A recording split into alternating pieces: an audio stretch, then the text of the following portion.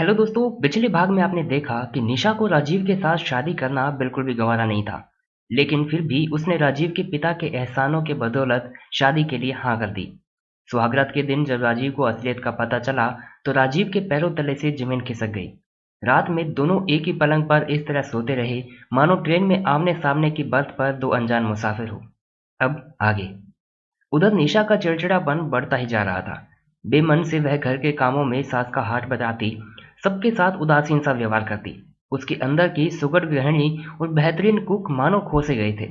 बस किसी तरह से दिन काट रही थी। सास उसे कई बार कह चुकी थी कि राजीव को मुगलई दाल मखनी और मीसी रोटी बहुत पसंद है, उसके लिए बना दे, मगर हर बार वह बात को टाल देती थी। इसी तरह 6 महीने बीत गए।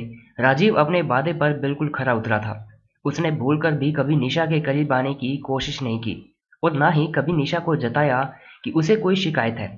इसके विपरीत वह हमेशा निशा को खुश रखने की कोशिश करता रहता। एक समर्पित पति की तरह अक्सर ही निशा को कभी मूवी, कभी रेस्टोरेंट तो कभी मंदिर ले जाता। उसकी छोटी सी छोटी जरूरतों का ध्यान रखता। इन्हीं दिनों उषा ने एक बेटे को जन्म दिया। उषा की सास की तबीयत इन दिनों कुछ ठीक नहीं थी। जच्चा बच्चा के साथ साथ घर की समुचित देखरेख करने का सवाल सामने खड़ा हो गया। इस स्थिति का जैसे ही निशा को पता चला, उसने 10-15 दिन उषा के घर रहकर उसकी गृहस्थी में हाथ बटाने का प्रस्ताव रखा। राजीव और उसकी मम्मी ने भी सहर्ष स्वीकृति दे दी। निशा उषा के घर चली गई। उन्हीं दिनों राम निवास का अपने भाइयों के साथ चल रहा बंटवारे का मुकदमा जिला की स्टेज पर आ गया। यदि राम निवास मुकदमा जीत जाते तो लगभग 15 करोड़ की संपत्ति उनके हिस्से में आ जाती। दोनों बाप बेटे रोज कचहरी जाते, घंटों वकीलों के साथ माथा मारते। आखिरकार जिरह पूरी हुई। 3 दिन बाद फैसला सुनाने की तिथि निश्चित की गई। जिस दिन जिरह पूरी हुई उसी रात राजीव के मामा को, जो कि मेरठ में रहते थे, अचानक दिल का दौरा पड़ा और वो चल बसे। रामनिवास और उनकी पत्नी को मेरठ जाना पड़ गया, जहां एक हफ्ता लग जाना मामूली बात थी। निशा अपनी बहन के घर और माता पिता मेरठ चले गए। राजीव घर में बिल्कुल अकेला रह गया। उधर निशा ने उषा की गृहस्थी बखूबी संभाल ली। उसने बड़ी लगन से उषा और उसकी सास की समुचित देखभाल की, घर का ध्यान रखा। यहाँ रहने के दौरान अजय के शानदार व्यक्तित्व का जादू और इनकी शानो शौकत निशा के सर चढ़कर बोलने लगी। वह अक्सर अपनी ससुराल और उषा के ससुराल की तुलना किया करती थी। राजीव और अजय की तुलना किया करती थी और मन ही मन अपनी किस्मत पर कोसती रहती।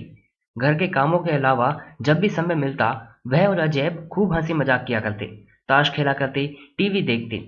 उसे यहाँ आए 5वां दिन था। निशा ने सबको खाना खिलाया। उषा और उसकी सास को अलग अलग आहार बनाकर दिया, दवाइयाँ दी और सारा काम निपटाकर अपने कमरे में, जो कि उषा के बेडरूम के बगल में ही था, सोने चली गई। पलंग पर लेटते ही उसे नींद आ गई। थोड़ी देर बाद अचानक उसे अपने बदन पर किसी के स्पर्श का एहसास हुआ, तो उसकी नींद खुल गई। कमरे में जलते हुए नाइट बल्ब की मध्यम रोशनी में उसने देखा कि अजय उसके बगल में बैठा है और उसके हाथ उसके जिस्म पर नैतिकता की सीमा लांघ कर फिर रहे हैं।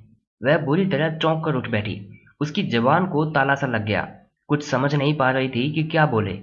उसकी चुप्पी का अजय ने कुछ और ही मतलब समझा। उसका हौसला और बढ़ गया। उसने निशा के चेहरे को बाहों के घेरे में लेकर उसके होठों को चूमने की कोशिश की और कान में फुसफुसाया, आई लव यू निशा, आओ इस रात को हसीन बना दें। अजय के कुत्सित इरादों को भांपते ही निशा जैसे सख्ते की हालत से बाहर निकली। वह तड़प कर उससे परे होती हुई अजय के चेहरे पर एक जोरदार तमाचा लगाया और नफरत भरे स्वर में बोली, चुपचाप निकल जाओ यहाँ से। अगर मुझे उषा का ख्याल ना होता तो सारे घर के सामने आपको नंगा कर देती। Get out. जिल्लत और शर्म से भरकर अजय चुपचाप कमरे से बाहर निकल गया। उसके बाहर जाते ही निशा बिलख पड़ी। आज मानो वह एक गुप्त दुनिया से बाहर निकली थी। अजय की जिस छवि के सम्मोहन ने उसकी सोच को जकड़ रखा था, आज वह तार तार हो गई। रोते रोते उसके जेहन पर राजीव का निष्पाप चेहरा उभरा, जो अजय जितना सुंदर भले ही ना हो, मगर जिससे सच्चाई का नूर टपकता था। उसके जेहन पर राजीव से जुड़ी यादें उभरने लगी।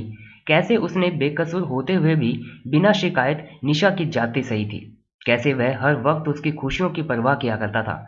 उसे याद आया कि पिछले दिनों एक शादी समारोह में अजय जहां गर्भवती उषा को अकेला छोड़कर लड़कियों के साथ चुहलबाजी, फ्लर्ट और मस्ती में डूबा था, वहीं राजीव सारे समारोह में उसके साथ साथ रहा था। राजीव के लिए तो मानो निशा के आगे दुनिया ही खत्म थी। अब निशा के दिल में राजीव के लिए धीरे धीरे प्यार पैदा होने लगा था। तो क्या निशा राजीव को माफ करके उसके साथ अपनी गृहस्थी शुरू कर पाएगी, ये जानने के लिए आगे का भाग अवश्य देखिएगा। और अगर आपको ये कहानी अब तक अच्छी लग रही है तो प्लीज़ इस कहानी को लाइक कीजिएगा और चैनल को प्लीज़ सब्सक्राइब कीजिएगा। धन्यवाद।